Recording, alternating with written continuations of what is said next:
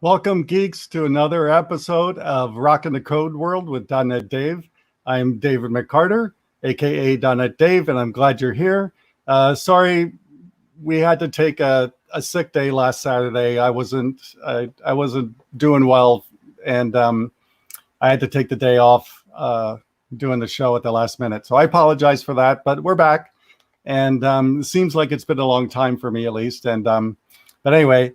I'm glad you're here, and I have a great show today. I have Sam Cogan, who I've been communicating with back and forth through email for years now, but this is the first time I'm going to be able to talk to him in person virtually, and I'm excited about that.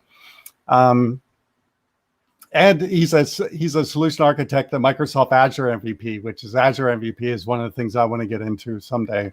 If I can find a company that uses Azure, it would really help out. But anyway, that's the way it is in Southern California. Most people use AWS, not Azure. So, oh well. So anyway, let's get going. Unfortunately, I just talked to Simon, and the COVID is still not going well in India.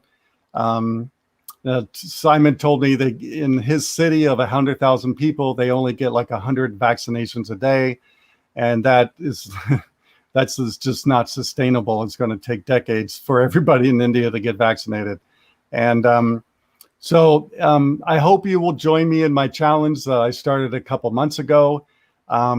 Please go to that link and donate, or at least match my donation of $100. So all the developers in the world, except for India, of course, please go to this link and donate $100 or more, and tweet about it. Let me know if you've done that. We can afford it here in other countries like Europe and America, and we can afford $100. It's not hard for a software engineer to afford that. So please meet my challenge so we can help the people in India. They're having, of course, a really bad time. We're going into another bad time here in America because of the Delta variant, and some cities are already shutting down again. So those of you in America, at least, if you haven't got your shot, please get your shot so we can kind of get back to normal. Because, people, we all live in the same planet. And unless this whole planet gets to herd immunity, we're not going to get over this.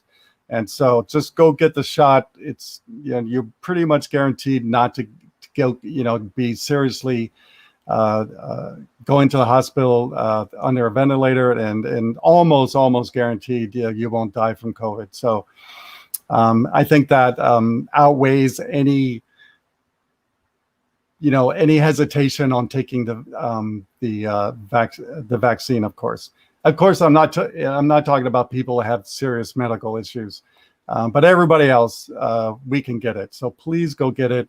If you're in India, of course, try to get it as soon as you can. I'm not sure how all that works there, but please get your vaccination, no matter where you are in the world, as soon as you can get it, so we can get over this. And I want to go back to concerts.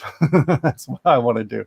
And so we all have to fix this together. So please donate at least $100 or more to this fund so we can help people in India. I want to plug the Azure Summit, which just went to 10 straight days of conference. I can't believe there's actual conference that's 10 days long. I don't know how Simon, my producer, is going to get through those 10 days, but anyway, it's going to be a great time. They've announced some of the speakers, and there's some of the first speakers that have been announced. I'm up there. I think I'm going to be doing a panel. I'm not sure what else, but we're going to have a lot of great speakers speak at this conference. So I hope you will join us. I'll definitely be watching for sure, because Azure for me is the future of computing, and so I want to learn as much as I can.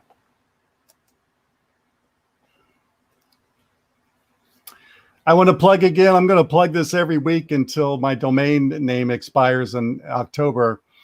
Is another effort I've been doing to help the kids in India in the slums is I'm trying to create a cookbook of food, not code recipes, but food recipes. Because some geeks out there, I know who you are. Well, I know who you are if you're one of my friends. I know you can cook. And so I know you have recipes you can submit to this book. So please go to helloworldcookbook.com, submit your food recipe. I don't care what kind of food. It can be for drinks too. It doesn't matter to me. I need recipes for the book so I can release this. If I get enough recipes by October, I can put the book together and try to get it out at least by the beginning of next year. I wanted it to get out the beginning of this year, but that didn't happen. So, and this isn't going to happen unless I get your support in this. I don't think I've gotten a recipe since April. So as soon as the show's over, please go to helloworldcookbook.com and submit your food recipe.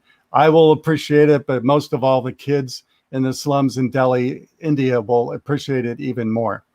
And that's who I'm trying to support, because 100% of the proceeds of this goes to the Voice of Slum in India. And if you don't cook, you can still help out. I need editors, I need graphic artists, and I need unit testers to test the food, because I eat gluten-free. I can't test all the recipes myself. So I need other people to test the recipes for me. So please go to, you can sign up to do any of that on the helloworldcookbook.com. So I hope you'll do that.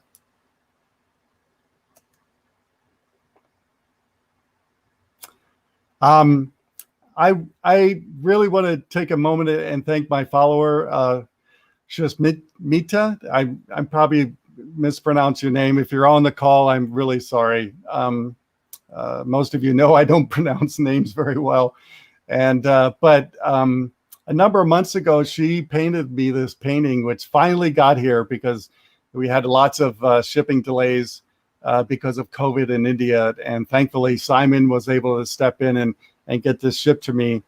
And she did this custom painting of me, and a really nice thank you note in the package too. And I just want to say to her, thank you so much for doing this. You're an awesome artist.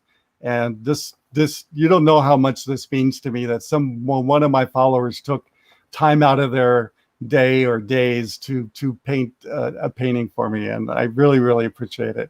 And so I've got to say thank you from my heart to yours, that this is really cool. And if any of you follow me, especially on Facebook, she also sends me songs, like on my birthday and holidays and things like that. She sings, and she sends to me through Facebook, and that too really, really makes me feel good. I have followers out there that I guess like me. So so thanks again. And if you go to my personal website, I'm actually selling a painting of hers on top of this one to help raise money for her and her family. So if you go to davidmccarter.net, you can go and purchase that painting.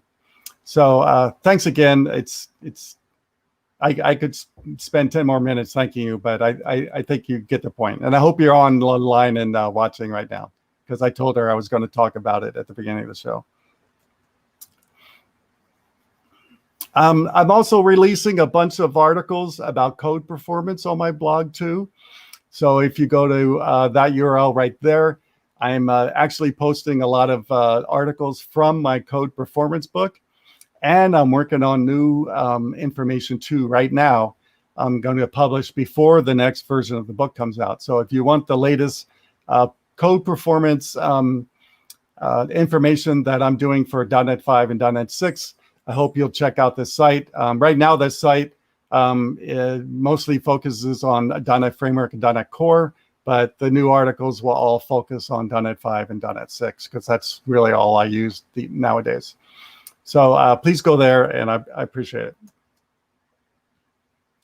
And I'm also looking for ideas on what do you want me to talk about on C# Corner. So do you have a burning question or a burning thing you need to know about .NET or programming or speaking or interviewing, all the things that, I seem to write about? Please email me at rockintthecodeworld@csharpcorner.com. I checked today. I still, since Simon set this email up, I've only gotten one email. So come on, send me an email and let me know what you want me to write next. I'm already writing an article I'm going to release in September but I need some more ideas. I've kind of run out currently because I haven't been working. So anyway, please send me your ideas. All right, with that, I want to introduce Sam Cogan. Sam is a solution architect at Microsoft Azure MVP, focused on delivering applications in the cloud using IaaS, PaaS, serverless containers, and Kubernetes. Sam is primarily focused on automation and DevOps in the cloud, including infrastructure as code, configuration management, automation tooling, scripting, and CI/CD tooling. Welcome, Sam. Hi, David. Hey, how's it going? It's good, thanks. Good. And I want to say publicly, thanks so much for helping me with those articles you did a couple of years ago. I really appreciate, fellow MVP, heeding the call and helping me, understand some things when I was kind of learning some of the cloud stuff on Azure. So thanks for that. No problem. Always happy to help. So how are you doing?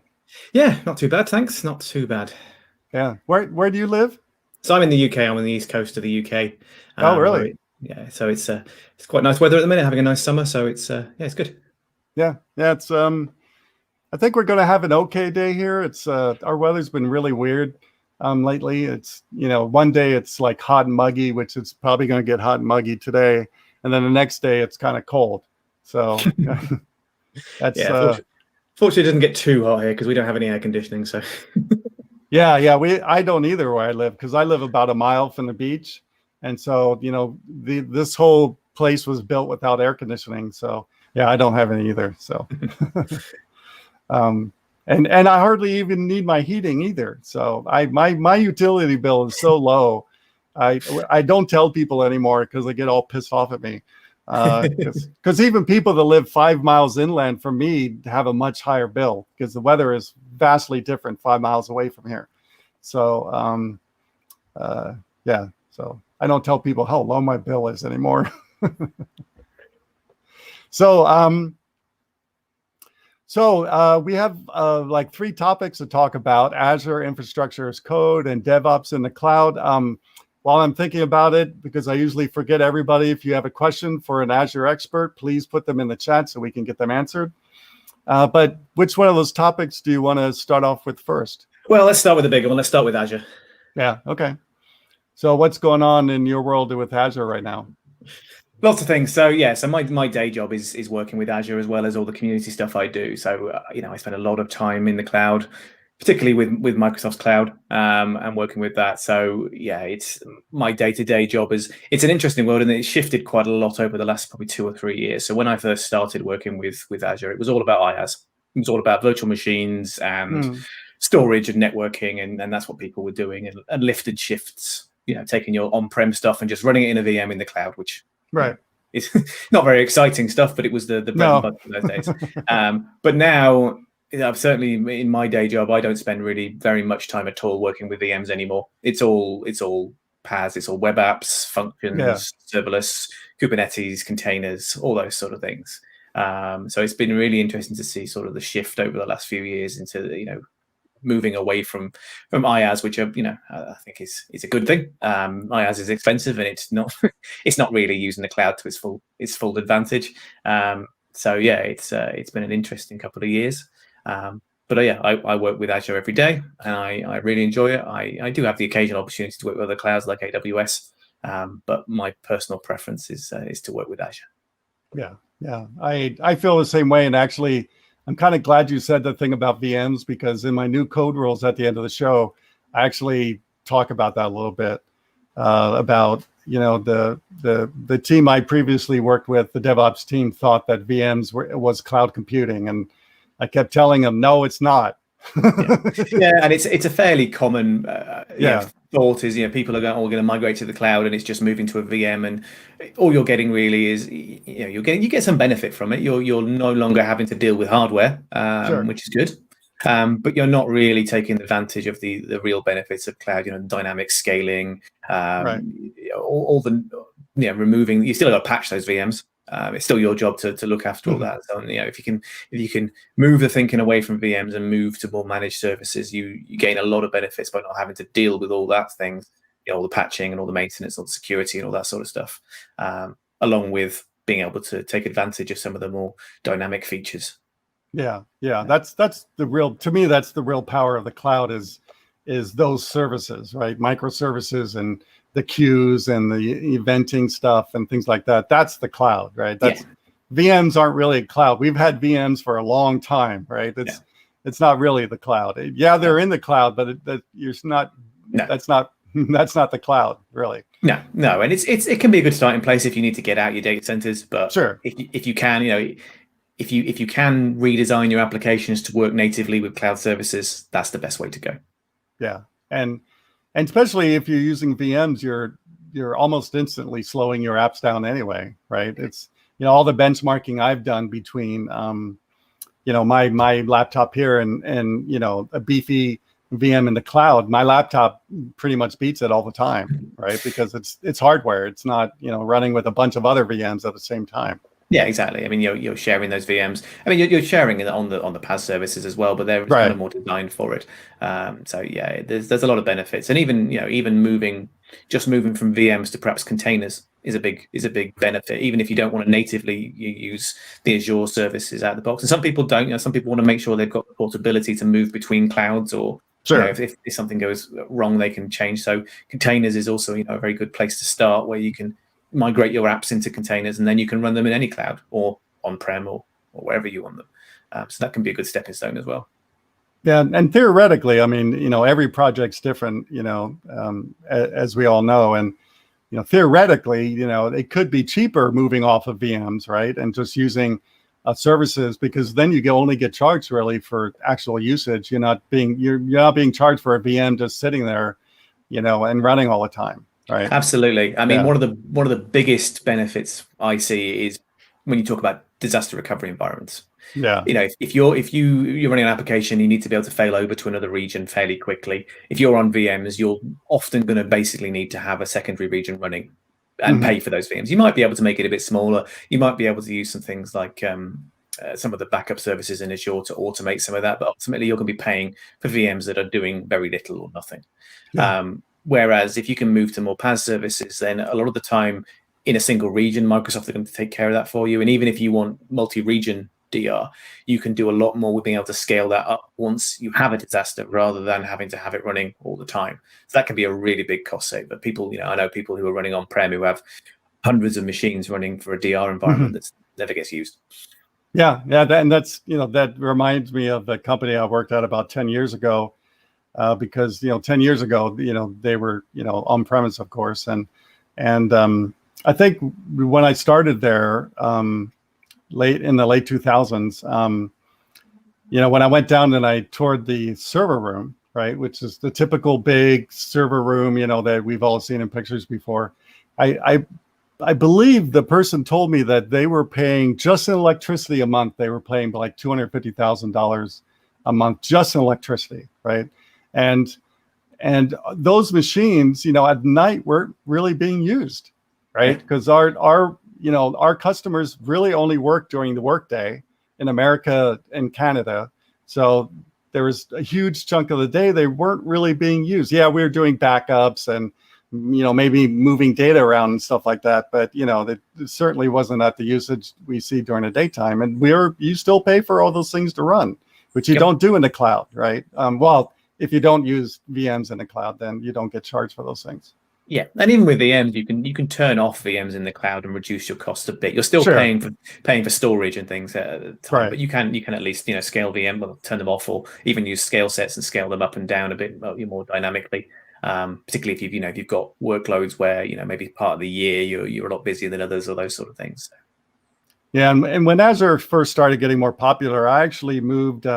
Especially because of the machine I had at the time, not my Surface I have now, but I had a Surface Book or whatever they were called, the little ones, the Surface tablet. And so what I did is I moved all my programming into the cloud. I just made VMs, and I've been doing that long before the cloud was around. I have different VMs I would start up with, on a local drive, and but that works really well, especially because, if your machine crashes, you just go back to a backup of your VM and you're back up and running in 30 minutes, not half a day, right? But even, that the drag on the VMs was too much for me, and I had to go back to hardware, at least for programming, right? Yeah. Especially now with Visual Studio being so freaking slow most of the time, it's I'm not going to put it on a VM, and unfortunately, fortunately, I'm starting a new contract on Monday, and unfortunately, that company makes all their developers use VMs, so it's going to be challenging. But yeah. Anyway, I don't want to talk too much about VMs. So, anybody have any questions? Nope, no questions yet. So don't forget to submit your questions to Adam. We got a Microsoft MVP, Azure MVP here, so make sure you ask your questions about Azure, and maybe get you thinking about the Azure Summit next month. Well, almost next month. It'll be next month tomorrow. So let's talk a little bit about infrastructure as code. So what are you doing on that front these days? Yeah, so this is quite a big passion of mine. And for anyone who doesn't know what it is, infrastructure as code is effectively defining your infrastructure as code, rather than going into the Azure Portal or wherever and manually creating VMs and then spinning those up. And that works. But what you'll find is you'll create all your resources using the portal, and you'll come along and say, okay, well, I need to spin up a production environment now. It needs to be the same, but I don't remember what I did. I don't know how to recreate it. So infrastructure as code is the ability to sort of define what you want in a preset set of code that is going to be deployed the same every time you do it, and allows you to check that into version control and test it and do all sorts of things you do with normal code with infrastructure. And it's been around for a long time, but it's really come to fruition with cloud, because obviously people are not creating using hardware anymore. It's all software in the cloud, and so I'm a big advocate of people using infrastructure as code to define their cloud infrastructure, even if it's only a very small amount of maybe it's a web app and a database. There's still some benefits in using that, because you get your stuff deployed in a standard way. If you need to make changes to it, you can make a small change to your code, rerun it, and everything gets updated, and you've got that documented as part of your code. So when you're working with Azure, there are actually quite a few options with using infrastructure as code. There's a few different technologies.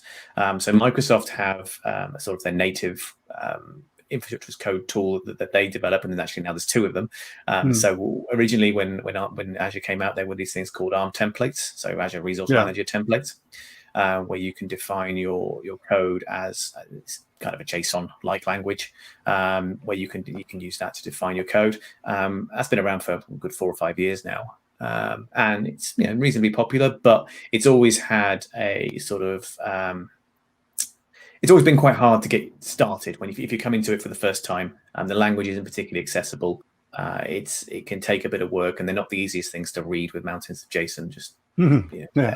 So probably about 6 months or so, Microsoft released another language, a language called Bicep, which is a pun on the word arm, but so Bicep is a language that sort of sits on top of ARM templates and provides a much more readable and less, there's less of the curly braces and everything else you get with JSON.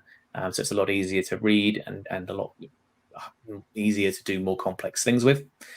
So if you want to use sort of the native built-in tooling, then Bicep is probably the way to go today. But you've also got a few third-party tools, and there's a few of them. But like I said, the big two, or the ones I've spent most of the time working with, is either Terraform, which you probably heard of, and then there's a newer one, but one I'm quite a big fan of, which is one called Pulumi. And these are third-party tools for doing infrastructure as code, and they work for Azure. But one of the big benefits of using the third-party ones is they have many different providers, so they can work with other clouds. They can work with AWS, GCP, but also work with Kubernetes. They can work with things like Cloudflare, as an example, or GitHub, to deploy all those sort of things. So those third-party tools, if you're going to need to deploy, resources beyond just in Azure, they can be a really useful tool. And particularly perhaps for people on this call, is that one of the big benefits of Pulumi is that you can actually write your infrastructure as code using real programming languages. So you can use C# and you can use Node and Go and Python and F# if you really want to. So particularly for developers, and this is one of the tools sort of I've been using for the last 6 months to a year, quite a lot, is this Pulumi tool. Terraform is more of a sort of domain specific language, a bit more like ARM templates. It's not a programming language per se. It's a DSL. It's their own custom one. And then there are a few other languages out there. There's one called Farmer, which is actually written in F#, but it's more of a declarative approach as well. So lots of different options. Any of them will work. But yeah, if you're going to start deploying stuff into the cloud and doing it, regularly and doing dev and production environments and doing updates and all that sort of stuff, doing that in code is a really big benefit, I think, and it's something you get start with early. You can start with a small thing, maybe take one of your projects and just look at turning that infrastructure into code. You can usually take the existing infrastructure and sort of migrate it into code. But yeah, it's a really, really good way to get started is to do that. And you'll find, at least I did, once you started doing a few of them, you want to put everything in there because it's so much easier than having to do it manually. And you can version it. Exactly. Yeah. I mean, that is one of the big things.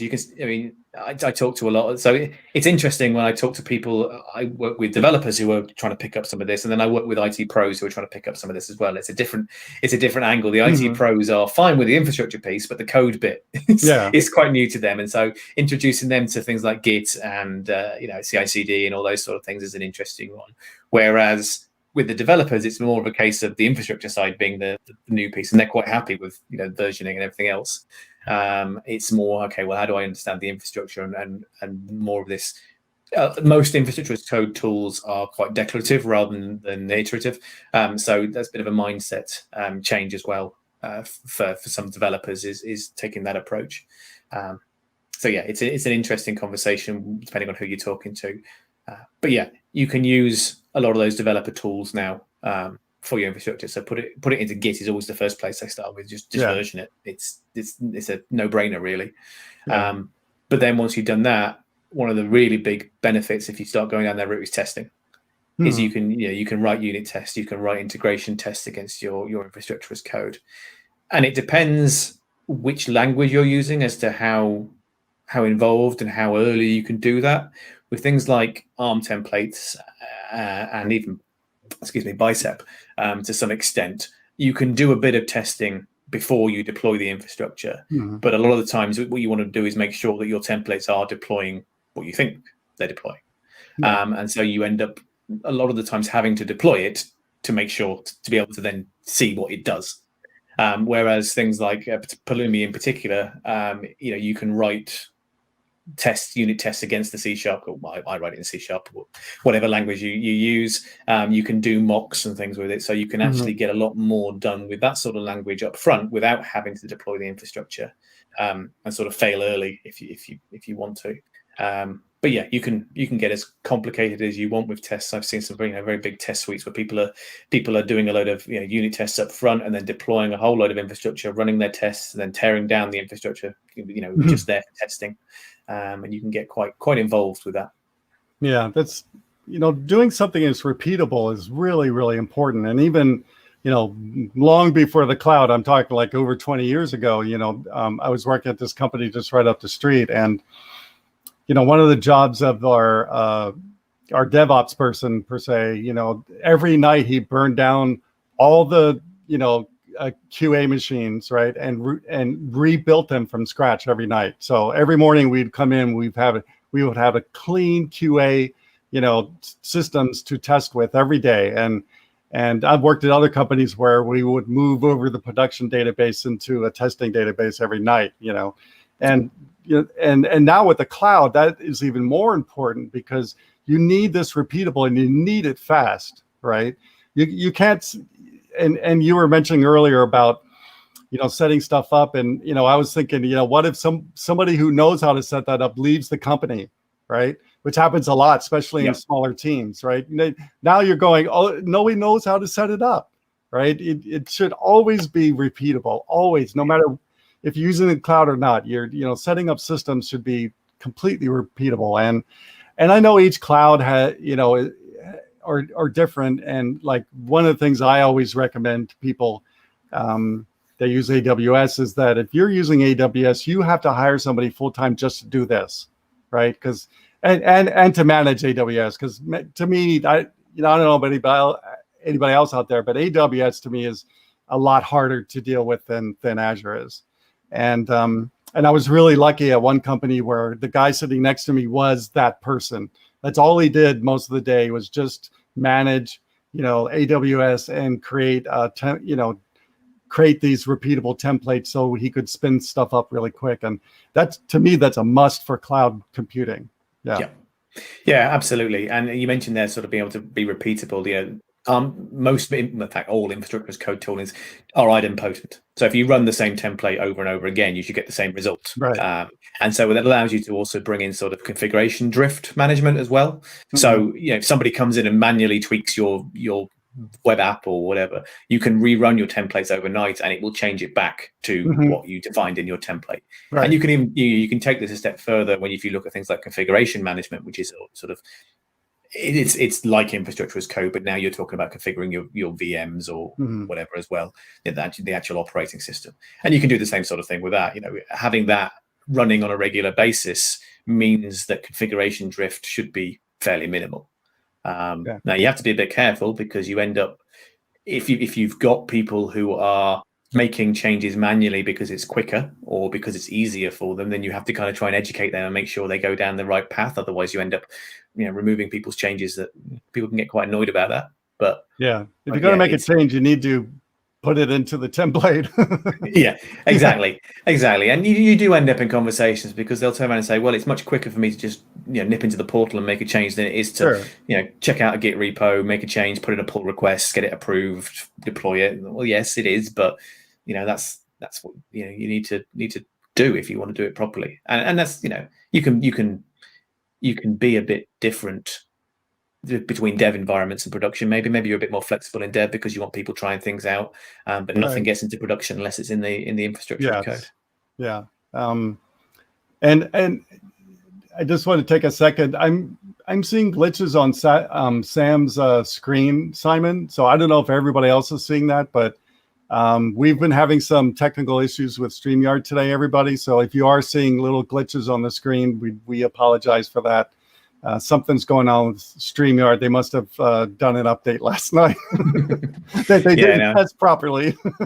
Yeah, I'm seeing them on my end as well, which is annoying. But sorry about that. It's a bit annoying, but the audio's there. The audio's not cutting out, so that's the most important thing, really. So the question I had with like creating these templates, whether it's through ARM or Bicep or Pulumi, does the Azure Portal itself have anything to kind of help you jumpstart these things? Yes and no. So the Azure Portal has an option for, if you go into any resource, there's an export template or export button in there you'll find, and that will generate an ARM template. And it can be useful to see, what your resources look like in ARM, what all the properties are, and so on. Personally, I wouldn't sort of copy that and paste it and use it as is because they're very verbose. It basically creates a property for every property in the resource, half of which you probably wouldn't have set. They're all optional or whatever. Right. It gives you get they're very long scripts, and also they're in ARM. And I probably would today I wouldn't use ARM. I'd use Bicep as a starting point. But it can be a good place at least just to go through and see what a resource looks like. The other place I'd recommend looking at is there is a URL called resources.azure.com, which is it's a Microsoft URL, and it's basically just it's the Azure portal, but everything's in JSON. So there's no UI as such. It's basically this big tree, but you can go and look at every resource, and it will show you all the properties and all the values and so on. Because that's usually the hardest part. Is I want to deploy a web app, and I want to make sure it's got TLS 1.2 by default. What's the property to set for that? Right. And so you can go and look at an existing resource, so you can grab that, and then you just need to make sure you put that in the right syntax for whatever template it is. And usually the names are the same. It's just whether you're writing it in C# or whether you're writing it in Bicep or whatever. You need to find those. But also there are a lot of examples. So there's a GitHub repo. I can probably find the URL in a minute. Microsoft have a very large repository of examples, both in ARM and in Bicep. There's a Terraform one, very similar, and a Pulumi one for different languages that have a lot of examples as a sort of starting point. You can pull that down and start from there, and then expand on top of it. Yeah, well, that's cool. I was on a call with someone at Microsoft about a month and a half ago, and one of the things I was telling her was, she was saying, well, why don't you have some of these things that we were talking about? Why don't you have it scripted? And I go, because I'm lazy. I would love to do it scripted, but then I have to stop and read documentation and try to figure out how to do it. And I said, what Visual Studio should do is allow you to set those things up visually, right? Which is the way I prefer to do things. And then press a button and export it to a PowerShell script or something like that. And so I hope she takes that to the team and said, yeah, we need to help, these people that like visual stuff like me to write batch files by just adding a button there and say, here, spit it out, and then you can modify it the way you want it. And so I hope Visual Studio does that, but I'm glad at least Azure Portal's doing it to some degree. That's good. So before we run out of time, let's get to some questions. The first one is how to test Redis Cache in local machine every time I have to deploy Azure to test. So I would suggest looking at using containers. So there is a Redis container already out there on Docker Hub. It's made by Redis. You can run that on your machine if you install the Docker for Windows client or Linux or whatever you're doing, or even if you're using WSL, you can get Docker running in that. But yeah, deploy the container. It's going to be, it should work out of the box for you, and then you can just do your tests and then throw it away when you're done. That's what I would do, rather than trying to install. If you install it actually on your machine, you've got to go through all the installation process. If it's usually within a few weeks, it'll stop working by itself for some reason. You've got to fix it. Just use a container and throw it away when you're done. Yeah, I was recently watching a video about something about messaging and queuing, and that's exactly what he was doing. He was sending it all to, I believe, a Redis queue and or the Redis cache, and he just had it running in Docker locally, and it worked perfect. So yeah, that's a great way to do. That's one of the great things about apps like Docker is you can just run it really quick and do your stuff and then shut it down. Yeah, you don't have to go through the big install process like you were saying. So what about optimizing strategies in the cloud? Yeah, okay. I mean, obviously there's a lot you can do here, but one of the big things, I guess, is taking a look at your app that you're, particularly if you're moving it to the cloud, to see whether or not it's actually in a state where it can take advantage, like we talked about earlier, of cloud things. The amount of conversations I've had about applications that are moving and they need legacy things. They need things like LDAP to go and do authentication, or they need specific types of hardware to run on, or they're using older versions of IaaS and they don't work in a PaaS web service or things like that. If you want to move and you want to take advantage of the cloud features, I said your apps need to be built with the cloud in mind. So if you're storing files somewhere, so maybe you've got an upload feature in your application, don't leave it relying on a SMB file share to upload those files to, or even an NFS file share. Yes, you can do that in Azure. You could have a web app, and then you can have a VM running a file share, or even possibly use Azure Files to provide that. You could do that, but it's going to be a pain to get working. It's going to cost you more than it needs to, and you're going to potentially end up with possible security problems as well. So instead, in that scenario, I'd be looking to refactor my app, so that just write the code, change the code to use the Azure libraries, and write my uploads into blob storage straight away. It's going to be faster, then it's going to be cheaper, and it's going to use all the native cloud libraries rather than messing about with things that are legacy. Yeah, and to kind of piggyback on top of that, those of you who have older apps that you're looking to put on the cloud. To me, the very first thing you have to do is analyze your code in your app for memory and performance issues, because I've been doing that a lot for companies in the last 5 years. And there's been a couple companies that, just frankly couldn't really move to the cloud until we fix those issues first. Right. And we know all, projects have issues, right? And but to me, you got to fix all the memory and all the performance issues before you move to the cloud, because all those things are going to dramatically affect performance and cost right? Because if you have longer running, if you have something that runs, 500 milliseconds as opposed to 250 milliseconds, that's you're saving half right there on cost savings, right? And so you have to me, you have to get that stuff working and properly architected, right? And that's one of the important things about moving to the cloud is making sure you have good, proper, segmented out architecture. And then, of course, like I said, take care of the memory and performance issues, because those are going to be a big factor when you move to the cloud. And you're going to see them a lot worse on the cloud, right? Yeah, absolutely.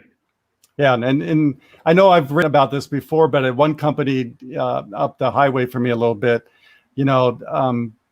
when I started there, and this is the reason they hired me, was when I started there, they had these mobile devices that, would send a 600K payload into the backend system to go through the AI and all that. And when I started the company, they couldn't sign new contracts with big companies because of every one of those 600K payloads took anywhere from 7 to 70 seconds to process through the system.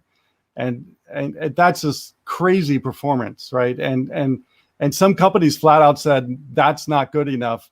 You have to provide better performance. And that's why they hired me. And when I left, I was in testing and I had that, 7 seconds down to 250 milliseconds, right?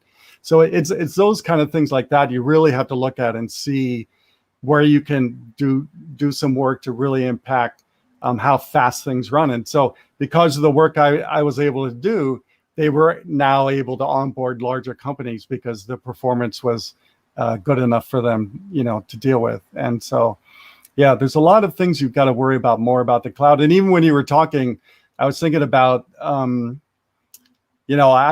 even had to change my unit tests for my open source stuff because it just doesn't work in continuous integration, right? I was saving a bunch of stuff to the file system, and none of that works when you do continuous integration. And I had to go back and rewrite all the unit tests that did file IO or something like that, and so I could get it working. So yeah, it takes some thought to kind of move things to the cloud the proper way. Yeah. But you need to spend that time, right? So you can properly utilize the cloud. Otherwise, you're going to move stuff to the cloud and it's not going to be any better. And you're going to say, well, this was useless, right? Yeah. And that's a conversation I've had lots of times. We've moved to the cloud. It hasn't saved us any money. It's cost us more. Well, yeah, it will do if you don't optimize for the cloud. Yeah. And I just got a message that looks like Twitch isn't working very well with StreamYard right now, so somebody switched over to YouTube. So yeah, if you're having issues, go to YouTube and see if that works better for you. I apologize for the StreamYard issues. Not that I have much I can do about it. So another question is, will applications and data remain secure in the cloud? Can we fully trust the cloud? This is a big thing, especially if you're dealing with HIPAA and things like that. Yeah, absolutely. I mean, this is a big question that gets asked whenever anyone's looking to go to the cloud. It always comes up. Right. And, it is something worth thinking about. It is, you are now moving from potentially a data center that you own and is you can go in there and you can touch the service, to now a service that Microsoft run and is run, used by lots of people and, is shared between them. So it is something to be, make sure you understand. But often the answer is yes, and potentially more so than your data center. Microsoft have hundreds, thousands of experts working on the security of Azure. If they have a breach, it doesn't just embarrass one company. It's going to be a killer blow for their entire platform. So they have a lot of resources. There are a lot of technologies running in there that we don't even have in your on-prem data centers. Things running at the edge that we don't see. They're not a service we actually buy in Azure, but a lot of the DDoS protection and all the other stuff that comes along with being on the platform is there. And then tools like Azure Security Center can be used to help you monitor those sort of things. So there's a lot built into the platform, and there's a lot Microsoft are doing. But you've also got to take some responsibility as well for yourself when you move there. And the amount of responsibility is going to vary depending on how high up the stack you go. we talked about earlier, if you're going to be running VMs, then you need to make sure you're patching those VMs. You need to deal with network security groups and make sure you're not leaving the RDP port open to the internet and all that sort of stuff. You take on a level of ownership there. Whereas if you can move higher up the stack and you can use PaaS or you can use serverless, then Microsoft are taking care of a lot of that. They're taking care of updates. They often, if you use serverless, they're taking care of the networking and everything like that. So it depends where you can go in the stack. But yeah, it's a partnership between you and Microsoft, and you've got to trust them to do their job. And if you don't, then potentially it's not the right place for you. Then if you can't turn around and go to Microsoft and say, show me, prove that you're doing this particular thing that I care about. But they have a lot of documentation. They have a lot of certification around security, ISO 22001 and HIPAA and all those sort of things that you can get. So yeah, you've got to build up. You've got to make sure you're happy with the level of trust you're putting in Microsoft, and you've got to make sure that your application is secured appropriately as well. Yeah. But don't trust and just forget about it. You have to keep on top of it to make sure Microsoft is doing what they say they're doing. Like again, I said earlier, nothing's perfect. And this kind of reminds me of, I was asked to do a study at the blood bank and I ended up not doing it. But, I was really appreciated that the study that was actually run by the big National Institute of Health here in America. I really appreciated the study, got to one point and I knew this already. I mean, we all know this, but told other people that, your data's, we can't guarantee your data is going to be 100% secure, right? We can't do it. So you have to make the choice of taking that small little chance.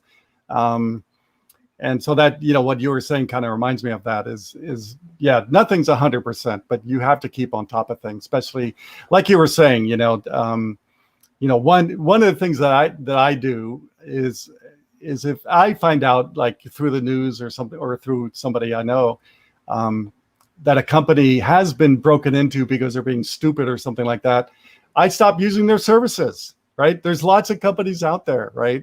And there's no reason to stay with a company that are well-known security problems, or they didn't do a patch when they were supposed to, like Equifax, a number of years ago, like Equifax was broken into because they didn't do a patch they were told to do, And so, yeah, we all need to be vigilant of security, right? Yeah. But Azure's been HIPAA compliant for a while now, a number of years. And so I know that was a big thing. When I talked to companies around here, as they were waiting, for that kind of certification before they move their data there. And there's a lot of stuff in Azure you can use to make sure your side of the trust level is secure. Azure Security Center is a big one. You can hook your applications and your infrastructure up to Azure Security Center, and it will give you recommendations about what you can do to make it more secure. Yeah. It will give you a score to say, you're 60% secure, and these are all the other things you could do to make it better. And it has a lot of AI stuff, and it will tell you, I've seen these in real life. You've had people trying to RDP into your virtual machines, and I don't recognize the IP addresses, but they've come from somewhere you don't normally log in from, and all that sort of stuff. So take advantage of the services that are there to help make your application secure. Yeah, and securing data is it's not only really, really important. Well, it's always been important, but it seems to be more important these days because so many, companies and governments are being hacked into.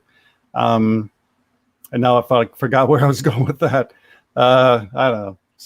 Security is important. You've got to be cognizant of it. Otherwise, like I said, you get one bad ding on your company and your business is going to go to crap, I kind of laugh at, Equifax on TV in America, at least, is having these commercials now. They try to get you back on their platform. And I'm going, yeah, no, there's no way I'm using anything from your site. No way. So at least if I can help it, I'm not going to use their services. Yeah. I know some of that happens without me knowing it, but I'm not going to help them in the endeavor. Right. No. Once you've been burned, you're not going to go back here. Yeah, there's just too many companies out there to deal with. I mean, that you can use that seem to be doing better. So doesn't look like there's any more questions, and we're getting kind of short on time. So I do want to ask you the last two questions I ask all my speakers. And before you go, again, I really appreciate you being on the show, and I hope you come back. And are you speaking at the Azure Summit? I put some sessions in. They've not been selected yet, so we'll see. I think there's still a few more spots, so we'll see. Hopefully so. Okay, because I was going to get Simon after you to speak at that summit. So yeah. So if I'm sure you'll be accepted now that you've been on my show. Right? Absolutely.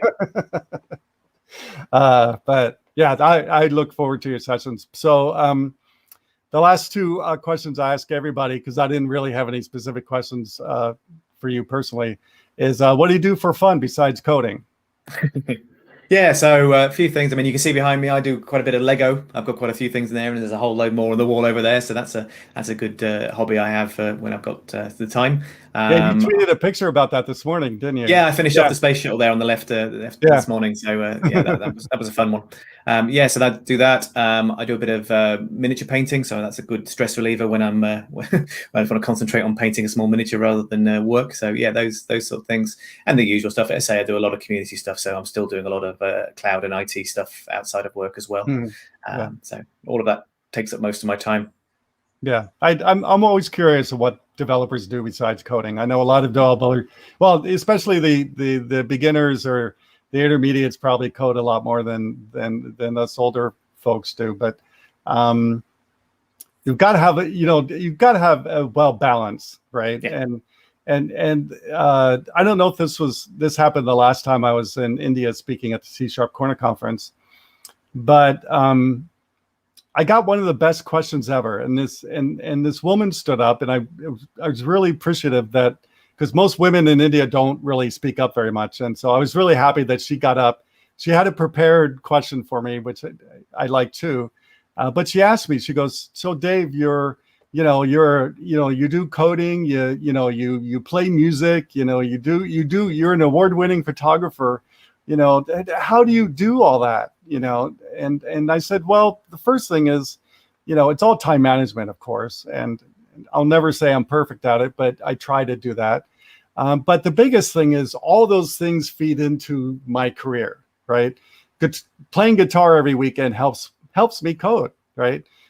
Doing photography helps me code. It keeps my creative juices going, right? And that's one of the number one qualities of a good like a solutions architect is you have to be creative, right? Because you're dreaming up stuff that sometimes doesn't exist. Mm-hmm. And so for me, I do all those things because it does help. They all help each other, right? Yeah, absolutely. Yeah. And so I'm always curious what other developers do besides, because I know what I do. Everybody knows what I do, but I'm always curious. And the last question is, of course, do you have anything to plug? Yeah, there's a few things. So I think mentioned my website, so samcogan.com. I post there. I try and get a post out on a weekly basis, and that's all about Azure Cloud, infrastructure as code, DevOps, all those sort of things. So if you're interested, have a look at that. And then I have a YouTube channel, youtube.com/Sam Cogan, with videos on there. And in particular, one of the things I've been working on for probably the last 6 months now is a series on getting started with ARM templates.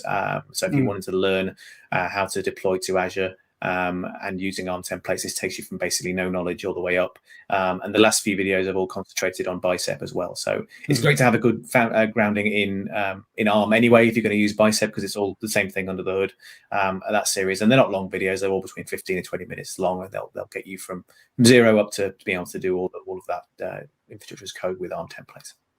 Well, I'm definitely going to check them out because I think this might be happening right now to me, but a couple times when we've got re-awarded with the MVP program, and there's that, and I always have issues getting my Azure subscription working properly, and like one year, I couldn't get it working properly, and I was, the support's not the fastest thing in the world, and so what they did is they just deleted all my resources. I'm going, what? Now I have to set all this stuff up again. Dang it.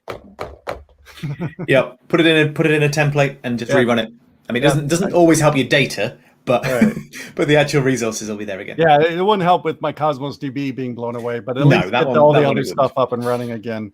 Yeah, exactly. So anyway, thanks for being on the show. I really appreciate it, and I can't wait to see your sessions at the Azure Summit. No problem. Thanks for having me. It's been great. Yeah, and anytime you want to come back on and talk about something, just let me know, and Great. I'll get you back on. Thanks. All right, thanks, Sam. That was a great session with Sam Cogan. I was really happy to finally meet him virtually. That's hopefully next year.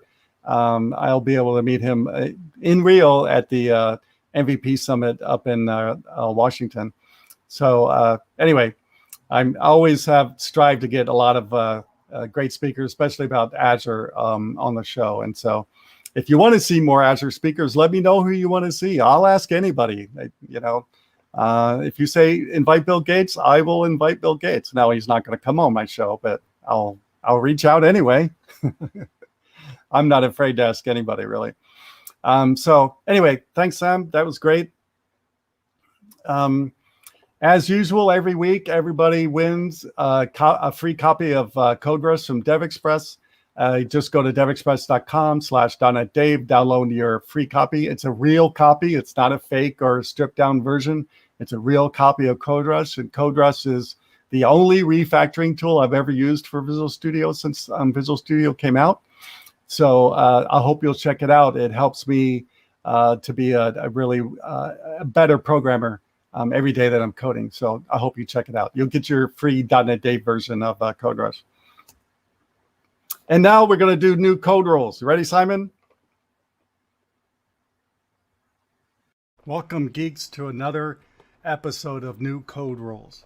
You know, I've been contracting on and off for about 20 years. And pretty much that whole 20 years, I've been considered an expert in .NET.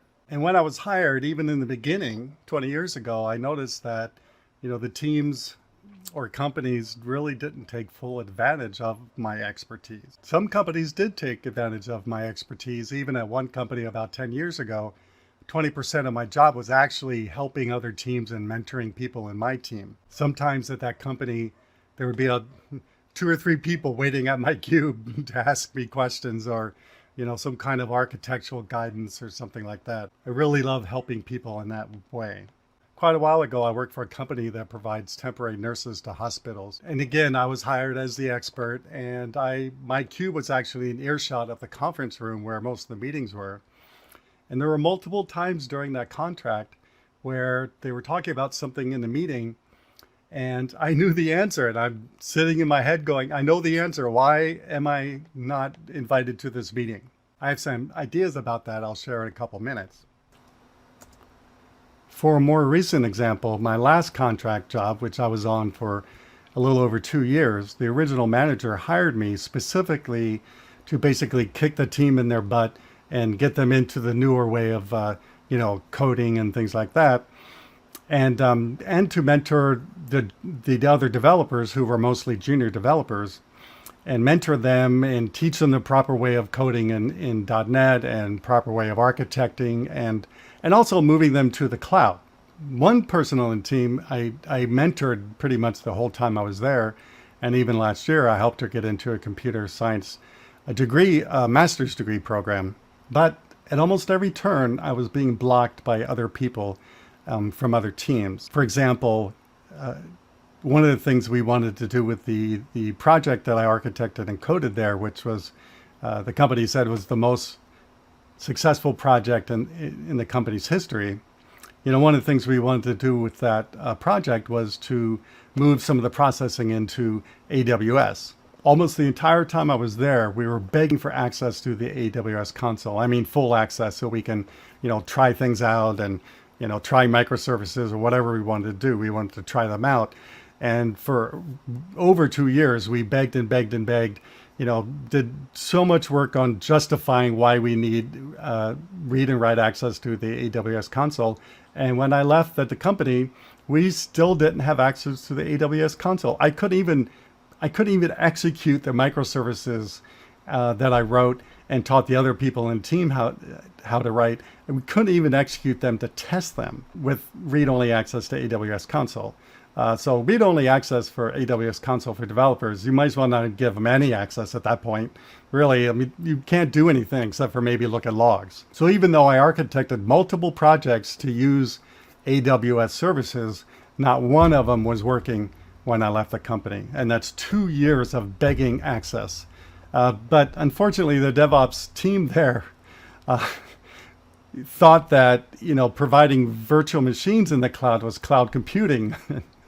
That's just not cloud computing by any stretch. Yeah, I know I'm laughing, but that's the team we were dealing with. What made things worse at this company was about over a year ago, the original manager decided he had enough and just wanted to go back and doing development.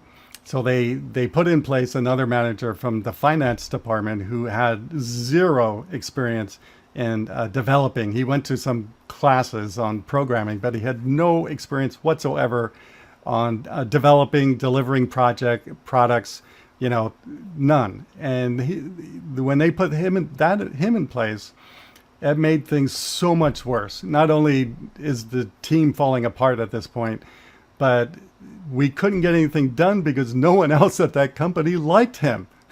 So we were being blocked by even getting funding for projects because of, a manager who really didn't know what he was doing. So at that company, there was multiple layers of blockage and to get things done, or at least get what my original goal was to do at that company. So I've been thinking about this a lot.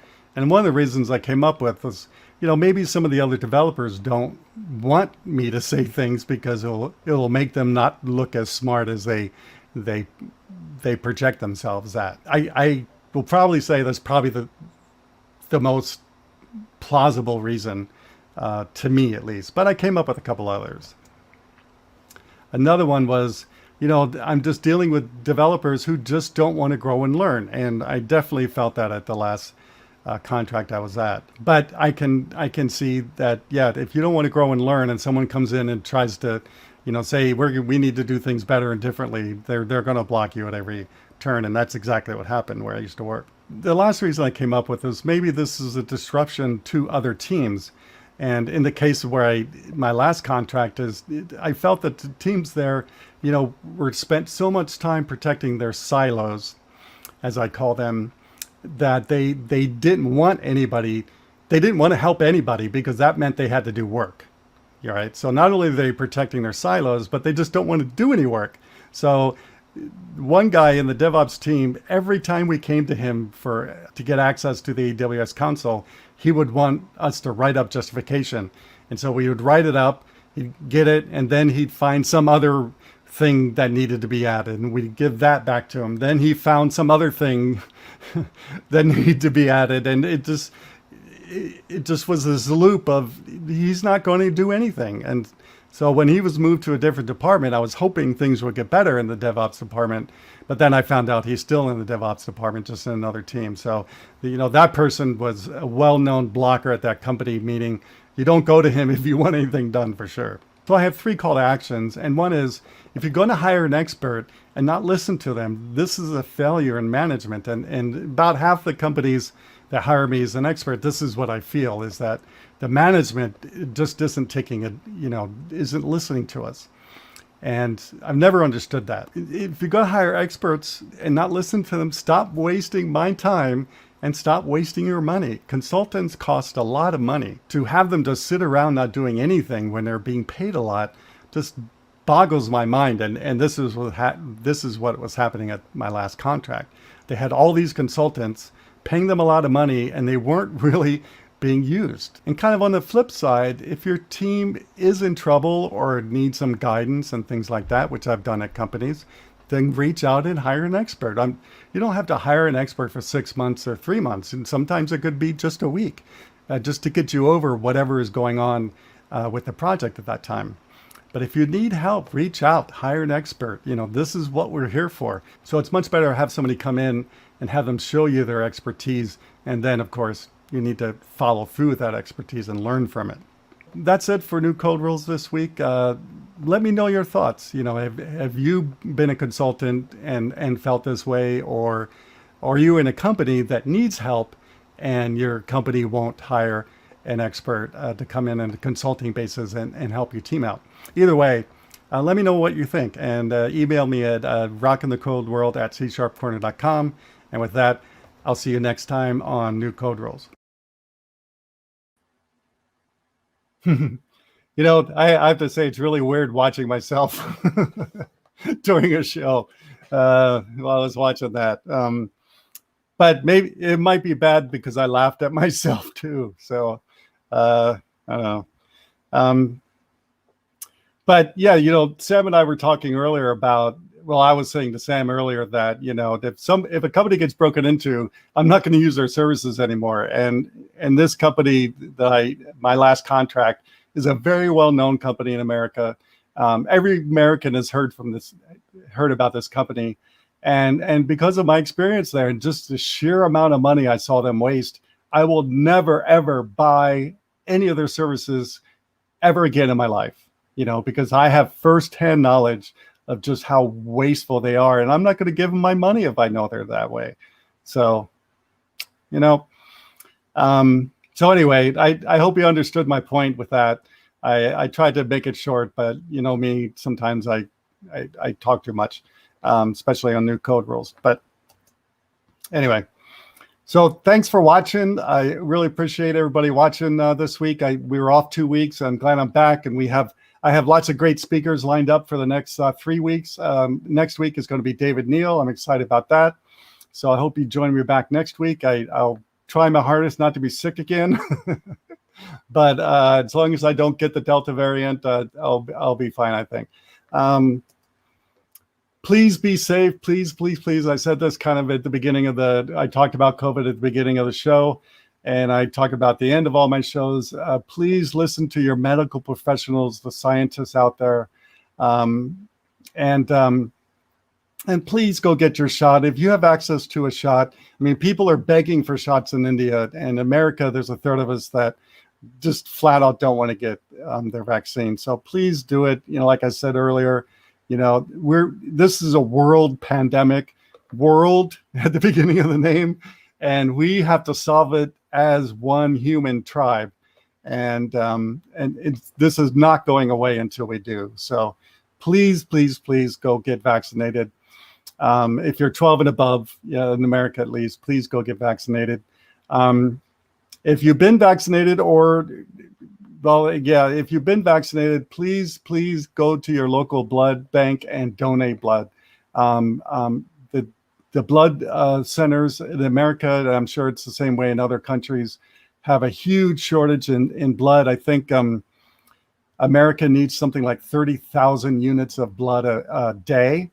So that means 30,000 donations a day America needs. So please donate blood. I'm over 12 gallons now, but if you've never done it, go do it. It really doesn't really hurt that much. And the last time I donated blood, I didn't even feel the needles going in, and I had 2 needles in my arms. So please donate blood. It's easy. It's free. It just takes a little bit of your time, and in the end, it will make you feel better. And for all the men out there, or anybody really, is the cool thing about if you're worried about donating blood on the weekend and you have to do chores, guess what? You don't have to do chores because you're not allowed to do anything for 24 hours physical. So go donate blood and sit on the couch and watch the game this weekend. All right. So with that, thanks for watching this week. I appreciate you all being here. I want you back next week, so please go get your vaccination. And if you have any comments, like I said, what you want the show to talk about, what guests you want on the show, anything like that, please email me at rockinthecodeworld@c#corner.com. And with that, I'll see you next week.